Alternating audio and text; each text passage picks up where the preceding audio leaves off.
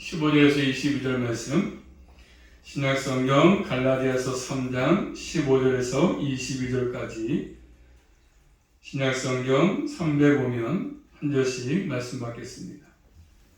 형제들아, 사람의 이대로 말하노니 사람의 언약이라도 정한 후에는 아무나 패하거나 더하거나 하지 못하느니라. 이 약속들은 아브라함과 그 자손에게 말씀하신 것인데 여럿을 가리켜 그 자손들이라 하지 아니하시고 오직 하나를 가리켜 내 자손이라 하셨으니 곧 그리스도라. 내가 이것을 말하노니 하나님의 미리 정하신 언약을 403년 후에 생긴 율법이 없이 하지 못하여 그 약속을 헛되게 하지 못하리라. 만일 그 유업이 율법에서 난 것이면 약속에서 난 것이 아니리라. 그러나 하나님이 약속으로 말미암아 아브라함에게 은혜로 주신 것이라. 그런즉 율법은 무엇이냐? 번복함을 인하여 더한 것이라. 선자들로 말미암아 중보의 손을 빌어 베푸신 것인데 약속하신 자손이 오시기까지 있을 것이라. 중보는 한편만 위한 자가 아니나 오직 하나님이 하나이시니라. 그러면 율법이 하나님의 약속들을 거스르느냐? 결코 그럴 수 없느니라. 만일 능히 살게 하는 율법을 주셨다면 의가 반드시 율법으로 말미암았으리라. 그러나 성경이 모든 것이 제 아래 가두었으니 이는 예수 그리스도를 믿음으로 말미암은 약속을 믿는 자에게 주려 함이니라. 아멘. 기도합니다. 하나님 감사합니다. 3일 예배를 기억나게 하셔서 또 일터에서 열심히 일하다가 또 주의 전에 모였습니다. 오늘 말씀을 통해서 또 주의 뜻과 마음을 깨닫게 나오니 특별히 이 말씀을 통해서 잘 깨닫게 하시고 또 이 말씀이 우리 신앙 더욱더 성숙하게 하셔서 남은 인생도 하나님을 잘 경외하며 또 말씀에 순종의 삶을 살아갈 수 있도록 함께하여 주시옵소서. 예수 그리스도 이름으로 감사하며 기도 올리옵나이다. 아멘. 제목 따라하겠습니다. 하나님의 하나님의 언약과 율법. 오늘 본 말씀은 하나님의 언약과 율법의 관계를 말씀하죠. 하나님께서 아브라함과 언약을 맺었습니다. 그리고 모세를 통해서는 율법을 주셨습니다. 이 언약과 율법의 관계를 말씀하시면서 구원에 관한 하나님의 계획이 무엇인가를 잘 설명해 주고 있습니다. 이 말씀으로 예수 그리스도를 믿음에다가 율법의 행위를 덧붙여서 구원을 말하는 율법 주자들의 주장이 잘못되었음을 잘 드러냈습니다. 그러니까 우리가 이 말씀을 통해서 언약과 율법의 관계를 바르게 세우는 게 필요합니다. 율법이 뭔지, 언약이 뭔지를. 자, 첫 번째로 오늘 말씀이니까 사람의 예로 말씀하죠. 자, 15절 말씀 볼까요? 15절입니다. 시작. 형제들아, 사람의 예대로 말하노니 사람의 언약이라도 정한 후에는 아무나 패하거나 더하거나 하지 못하느니라. 아멘. 자, 사람의 예를 들어서 말씀하죠. 사람의 예. 자, 여기 지금 쓰고 있는 언약. 이 말은 고대 사원에는 그리고 헬라 세계에서는 유언 같은 말이거든요. 유언장, 유서로 부르는 것이 좋습니다. 그렇기 때문에 고대 유언들은 바꿔 쓰지 못하도록 봉인되어 있어요. 봉인. 한번 유언을 썼으면 다시 바꿀 수가 없습니다. 유언은 변경할 수가 없었습니다. 특별히 헬라 세계는 더욱더 엄했습니다. 그래서 이 유언을 통해서 얘기된 내용은 바꿀 수가 없는 것이지요.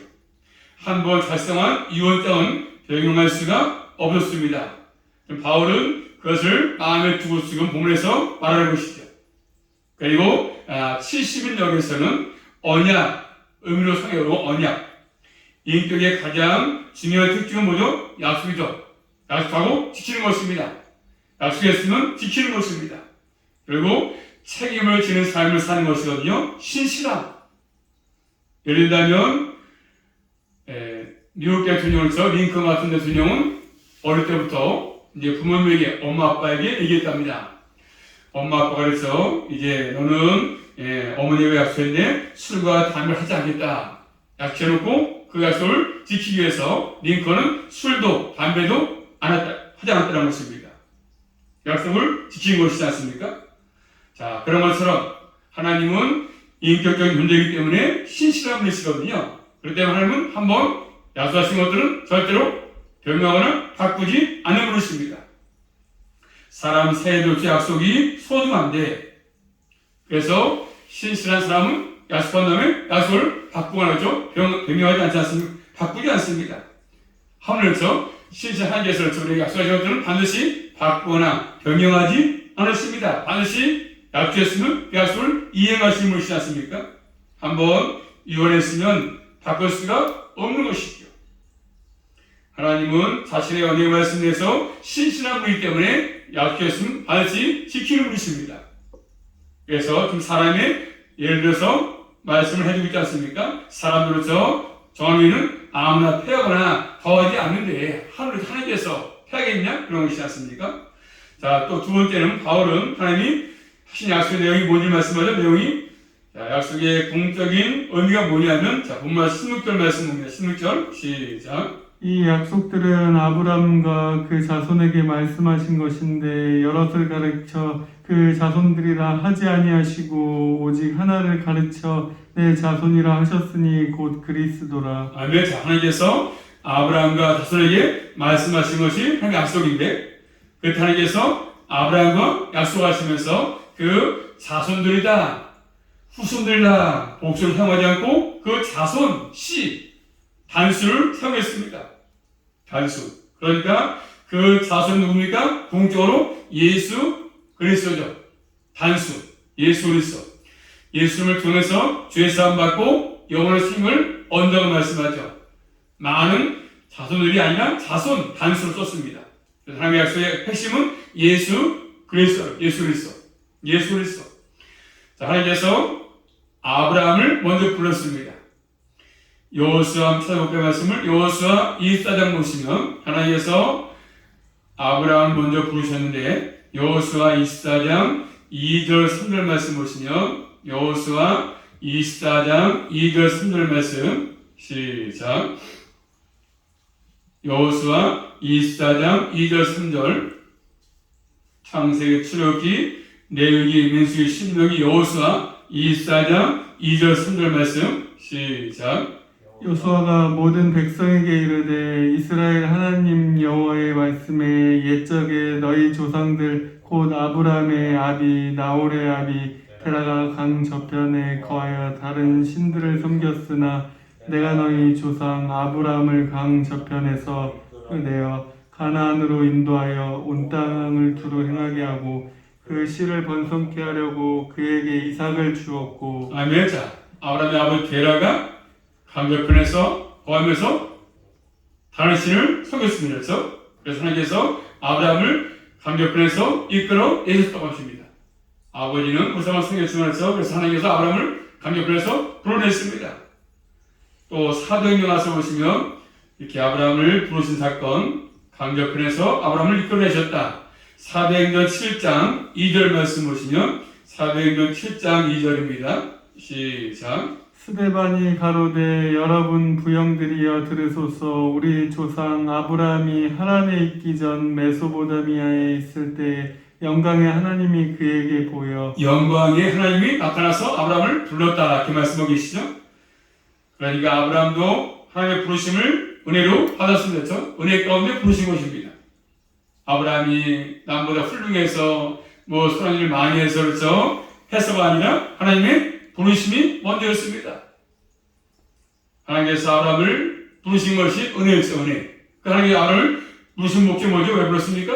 자, 창세기 가서 볼까요? 창세기 12장 가서 보시면 하나님께서 아브라함을 부르신 목적은 창세기 12장 3절 말씀 보시면 창세기 12장 3절 말씀 시작. 너를 축복하는 자에게는 내가 복을 내리고 너를 저주하는 자에게는 내가 저주하리니 땅의 모든 족속이 너를 인하여 복을 얻을 것이니라 하시니라. 아멘. 땅의 모든 족속이 너를 위해서 복을 얻게 할 것이다. 그렇죠? 아브라함을 통해서 이 계획을 위해서 하나님이 아브라함을 부르신 것입니다. 또 창세기 15장 가서 보시면 하나님께서 아브라함을 이끌어내가지고 가서 하늘의 별을 봐라, 바닷가에 모래를 봐라. 그래서 너가 네 자손이 하늘의 별처럼 많아질 것이다. 말씀을 했습니다. 약속을 했습니다. 네 자손이 이루어질 것이다. 한번 세봐라 별을. 그러면서 약속을 지키겠다고 언약을 체결했습니다. 그래서 고대에는 양이나 염도 잡아서 중간에 쪼개가지고 그리고 통로에서 건너갔거든요. 그리고 그런 것처럼 새가족 가운데가 쪼개지는 것처럼 안 지키면 그런 것처럼 하나님께서 마찬가지였습니다. 쪼개는 재물차를 횃불로 지나갔습니다. 결국 하나님께서 인간의 표현을 쓴다면 마치 그 생명을 걸고 약속을 지켰다는 뜻이지 않습니까? 새나 쪼개가지고 한 것들 그런 것이 약속이죠. 내가 약속한 건 반드시 지켰다는 것입니다. 결국 그것은 은혜의 법이지 않습니까? 어떤 행위 때문이 아니라 은혜의 법이죠.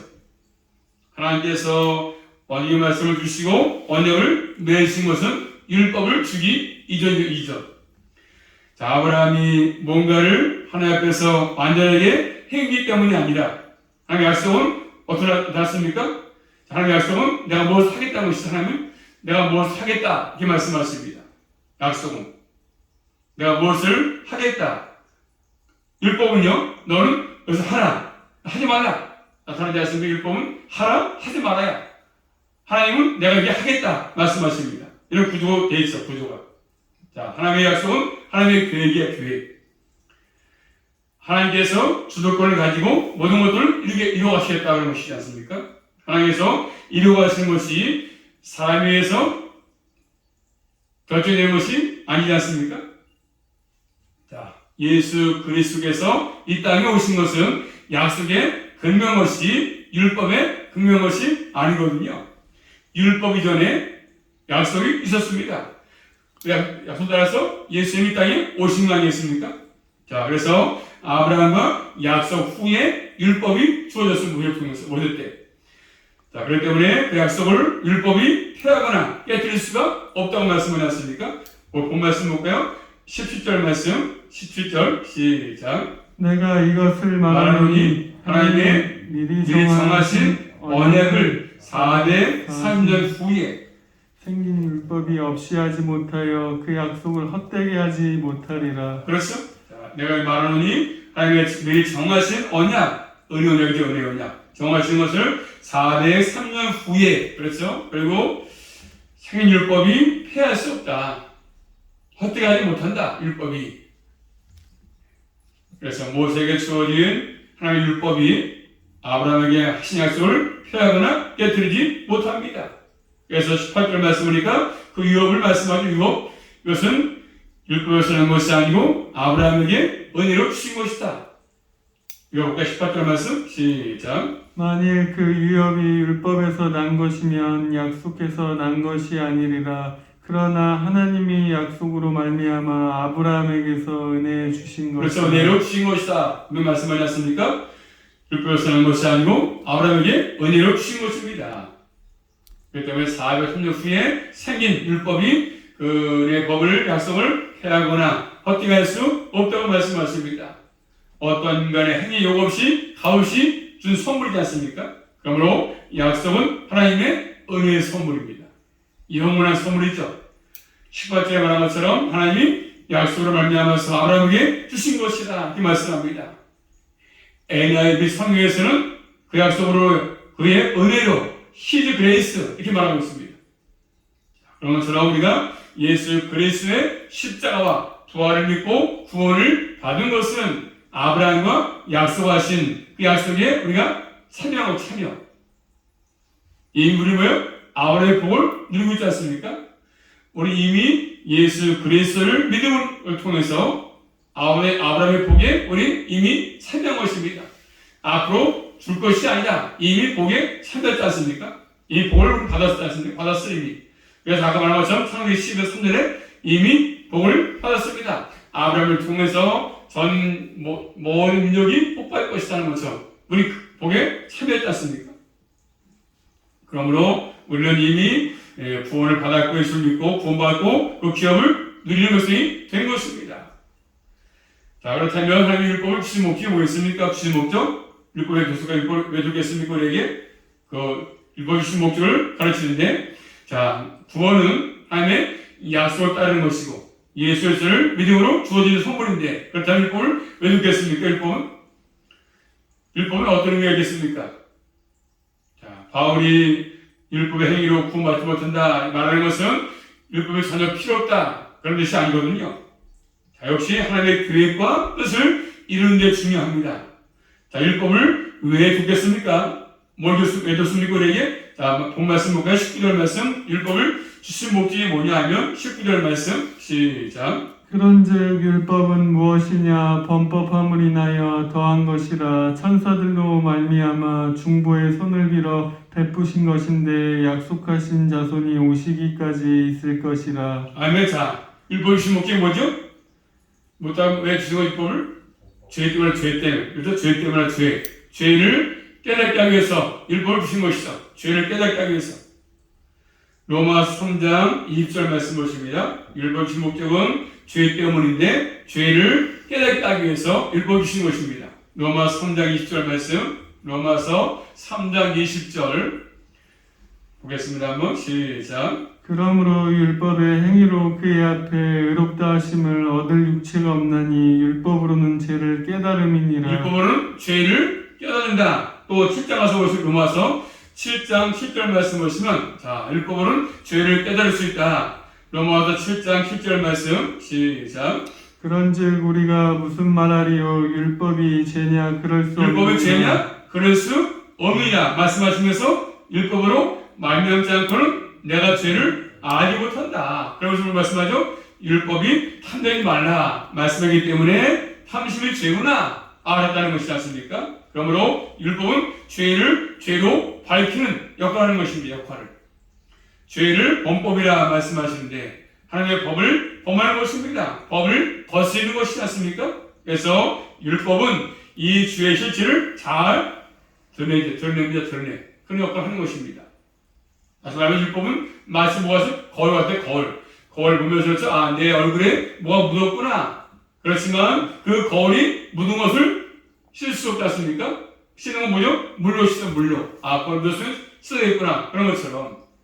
율법은 그런 것이지 않습니까? 내 죄를 보게 하는 것 뿐이죠. 아, 내가 죄인이구나. 내가 죄되었구나. 이게 죄구나. 깨닫는 것이지 않습니까?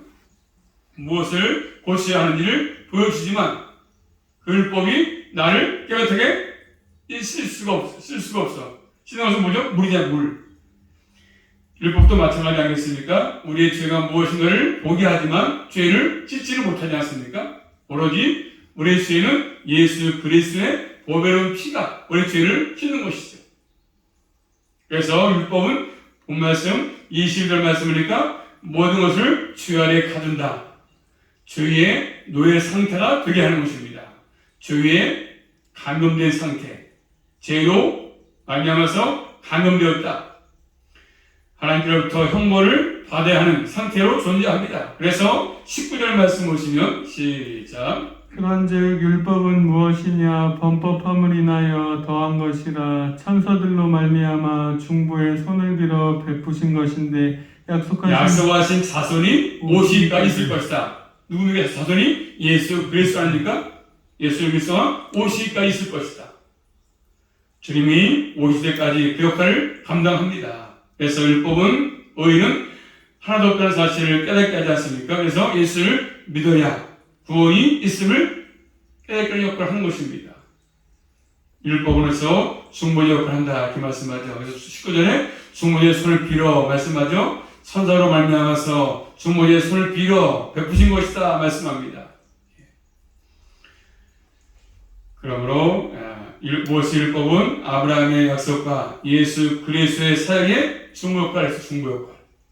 자, 그렇다면 율법이 하나님의 약속을 거스르겠습니까? 아니죠. 다시 본 말씀 21절 말씀 보시면 21절 시작. 그러면 율법이 하나님의 약속들을 거스리느냐? 결코 그럴 수 없다. 만약 율법은 능히 살게 하는 율법을 주셨다면 의가 반드시 율법으로 말미암을 것이다 말씀하지요. 그러면서 20절 말씀이니까 하나님은 한 분이시다. 한 분 말씀하죠. 하나님께서 무슨 일을 하시겠습니까? 아니다. 하나님의 약속으로 살고 율법으로 살고 이렇게 하지 않습니까? 약속으로 살고 율법으로 살고 이렇게 말씀하지 않습니다. 두 가지 방법을 주신 것이 아니지 않습니까? 율법으로 살게 하도록 주신 것이 아닙니다. 자, 지금까지 율법을 지켜서 구원받은 사람이 한 사람도 없습니다. 율법을 지킨 사람도 한 사람도 없습니다.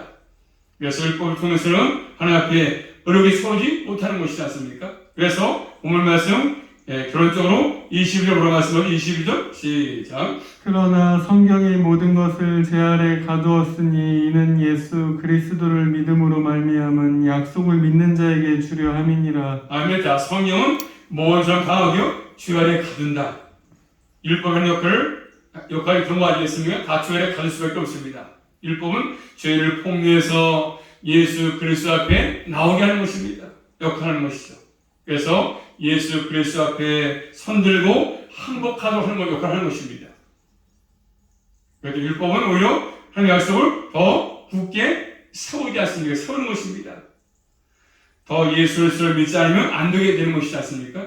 그래서 우리가 우리 의가 아니라 예수 그리스도를 의를 힘입도록 하는 것입니다. 어떠한 인간도 하나님 앞에서 의롭다고 주장할 수 없게 입을 막는 것입니다. 이렇게 해서 더욱더 하나님의 은혜 가운데로 가게끔 또 십자가 앞으로 나갈 수 있도록 하는 것입니다. 그래서 율법을 바르게 알면 알수록 더욱더 예수 그리스도를 의지하게 되고 그 앞에서 겸손하게 되고 전적인 하나님의 은혜에 감사할 수밖에 없는 것이죠. 그래서 우리는 율법을 지켰기 때문에 아브라함의 복에 참여한 것이 아니고 오직 예수 그리스도를 믿었기 때문에 이 복에 참여하게 된 것입니다. 하나님의 은혜로 참여한 것이지 않습니까? 이 일을 우리가 깨닫고 감사해서 감사한 마음을 가지고 주 앞에 나와서 예배를 드리고 있는 것이고 그렇죠? 헌신하는 것이고 기도하는 것이고 봉사도 하는 것이지요. 그러므로 우리 모두는 이 말씀을 꼭 기억해서 율법을 주신 목적 또 약속이 뭔지를 잘 깨닫고 남은 생도 행위를 주장하지 말고 은혜를 깊이 감사하시며 살아갈 수 있기를 주님의 이름으로 축복합니다. 기도하겠습니다. 살아계신 아버지 감사합니다. 율법을 주신 목적이 뭔가를 깨닫게 하신 아버지 늘 저희들 하나님께서 아브라함을 통해서 반드시 저희들 그 복에 또 참여하게 하신 것 감사합니다. 우리의 행위로 율법을 지켜서 구원받는 것이 아님을 깨닫게 하신 아버지 저희들은 항상 율법은 주 아래 가둘 수밖에 없고 주 앞에 나올 수밖에 없습니다. 그래서 이 말씀을 기억나게 하셔서 남은 생도 은혜의 삶을 살게 하시고 믿음의 삶을 살게 하시고 늘 주님을 의지하며 살아갈 수 있도록 함께하여 주시옵소서. 예수 그리스도 이름으로 감사하며 기도 올리옵나이다. 아멘.